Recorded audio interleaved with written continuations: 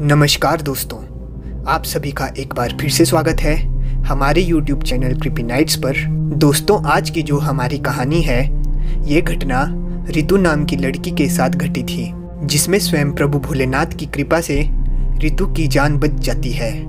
अगर आप जानना चाहते हैं कि प्रभु भोलेनाथ की कृपा से रितु की जान कैसे बचती है, तो वीडियो को एंड तक पूरा देखें। तो चलिए दोस्तों, शुरुआत करते हैं आज की कहानी को।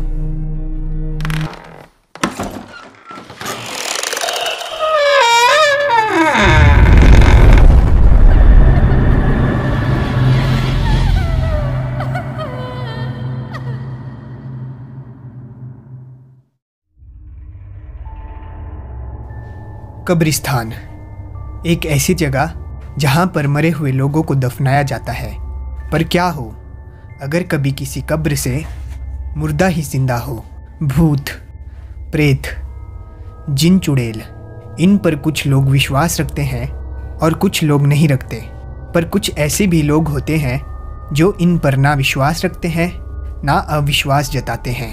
वो लोग हर एक चीज़ करते हैं जो या तो सच सामने ला सके या झूठ।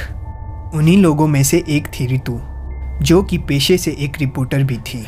उसका एक ही काम था, सच को सामने लाना। रितु पहले से ही भूत प्रेतों पर ना विश्वास करती थी, ना ही उनको झुठलाती थी। रितु जहाँ पर रहती थी उसके 2 किलोमीटर आगे एक कब्रिस्तान था। वो कब्रिस्तान एकदम सुनसान था। वहाँ पर कम से कम 100-150 मुर्दों को गाड़ा होगा। रितु ने उस कब्रिस्तान के बारे में बहुत कुछ सुना था। लोग कहते थे उस कब्रिस्तान पर बहुत सारे भूत प्रेत मौजूद हैं। जो भी रात को 2 बजे के बाद वहाँ से गुजरता है वो बहुत गहरे सदमे में चला जाता है, और अगर कोई अमावस्या की रात को वहाँ जाता है तो वो वहाँ से फिर बच के वापस नहीं आता। रितु को ये सब बातें पता थी, और रिपोर्टर होने की वजह से उसको उस कब्रिस्तान में रात को जाने की बहुत इच्छा थी, ताकि वो सच सबके सामने ला सके।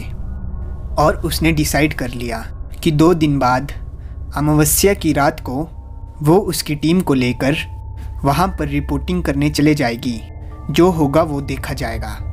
पर यह बात जब उसने अपनी टीम मेंबर्स को बताई तब उन्होंने साफ साफ मना कर दिया, सिवाय कैमरामैन राजेश के। उन दोनों ने सोच लिया और अमावस्या की रात को उन्होंने जाने की तैयारी शुरू की। अमावस्या की रात को जब रितु घर से 1:30 बजे निकलने वाली थी तो उसकी माँ ने उसे रोकने की बहुत कोशिश की। पर रितु ने माँ से कहा कि कुछ नहीं होगा, मुझे कल सुबह तक वापस आऊँगी मैं। और वो कैमरामैन राजेश के साथ निकल गई उस कब्रिस्तान की तरफ। 2 बजे के आसपास राजेश और रितु कब्रिस्तान के बाहर पहुँचे। राजेश वहाँ पर पहुँचते ही बहुत ज़्यादा डर गया था। डर के मारे वो कांप रहा था। ये देख के रितु को भी थोड़ा सा डर लगने लगा था। पर वो राजेश से कहने लगी, आज नहीं तो कभी नहीं। पर राजेश अंदर जाने को तैयार ही नहीं था। तो रितु ने सोच लिया कि अब मुझे अकेले ही जाना पड़ेगा।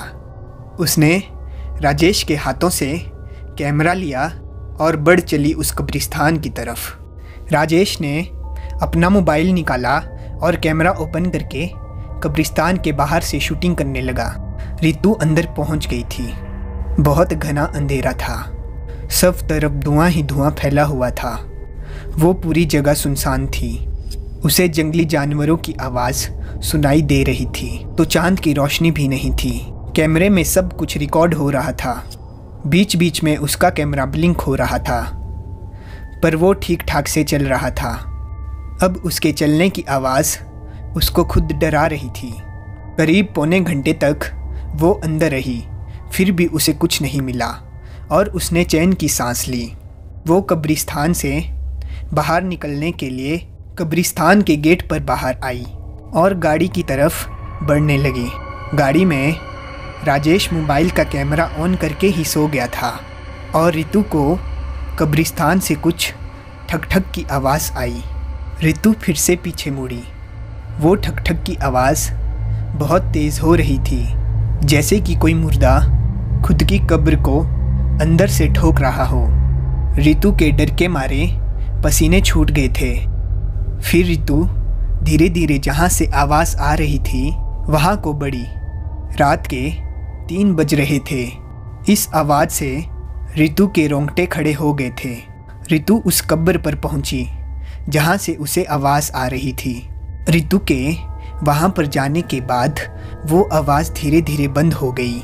रितु ने कब्र के नाम पर रोशनी मारी और वो एकदम से पीछे हट गई। उसको बहुत बड़ा शौक लगा था।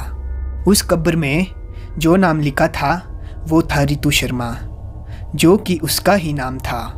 डर के मारे वो वहाँ से भागने की कोशिश करने लगी, पर तभी उसके पीछे उसकी ही हमशक्ल उसे खड़ी हुई दिखी, जो उसकी तरफ देखकर ज़ोर ज़ोर से हंस रही थी।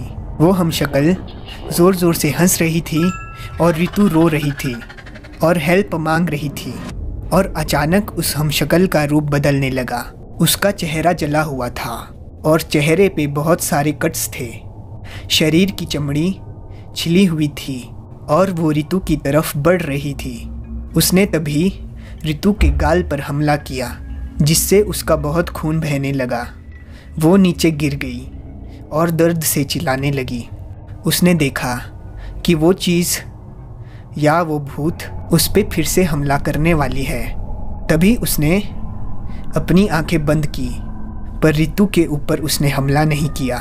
रितु ने आंखें खोली तो वो चीज़ वहाँ से गायब हो चुकी थी और रितु की जेब से उसका ओम का लॉकेट आधा निकला हुआ था।